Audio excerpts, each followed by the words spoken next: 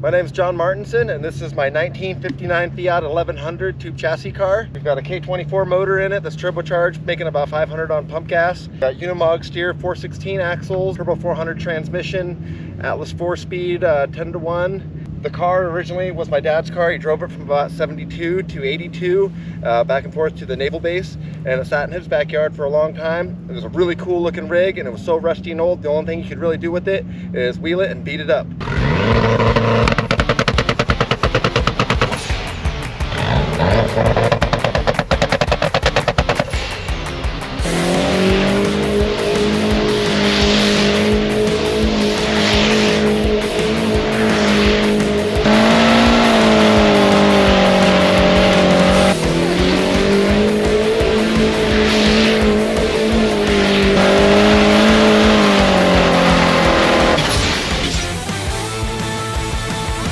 Dude, it spins so good. Yes.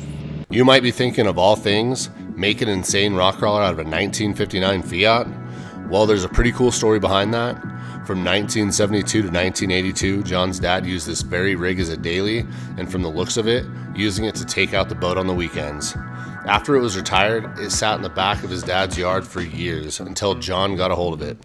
Being full of nostalgia but super crusty and rusty after all those years, there was only one thing to do, and that was to lift it and throw some massive tires on it and make it John's new off-road rig.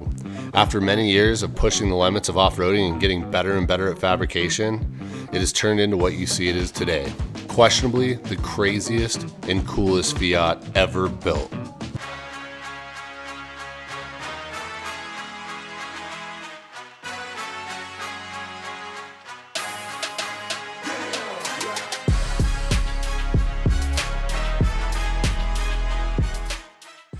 This 1959 Fiat 1100 based rear steer portal rock crawler was built and designed by John Martinson from Yem, Washington. Chassis is built out of 1 3/4 DOM tubing, fully TIG welded. This rig has a 120-inch wheelbase and is 85 inches wide from outside to outside tire. Belly height is 23 inches and guesstimated weight is around 4,000 pounds.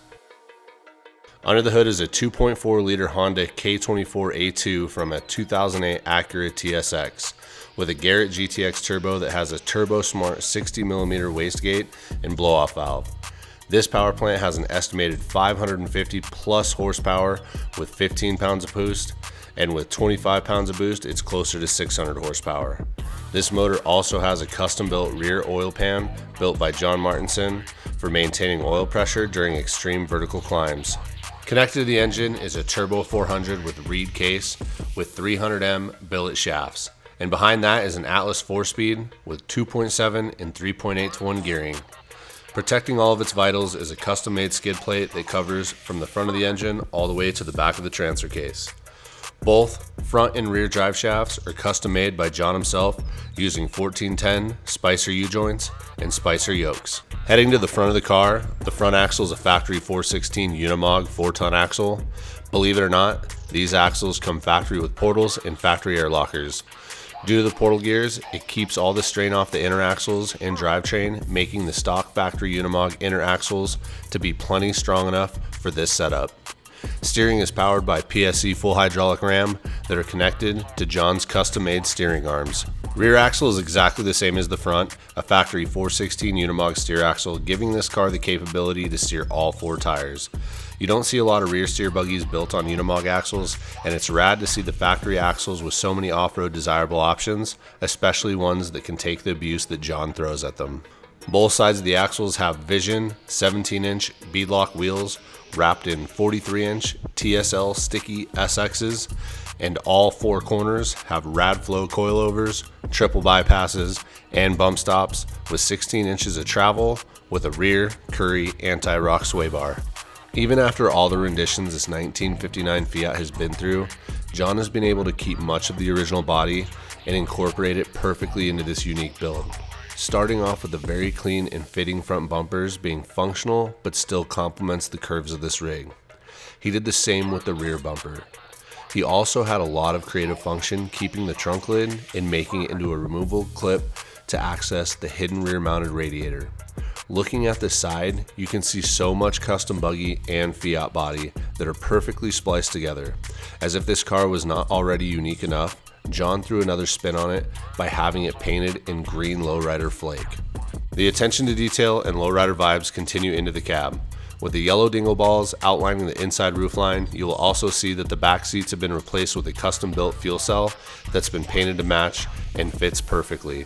Super clean, simple dash with console that are both painted to match, custom PRP suspension seats and racing harnesses, aluminum floorboards and firewall flawlessly tie the interior together.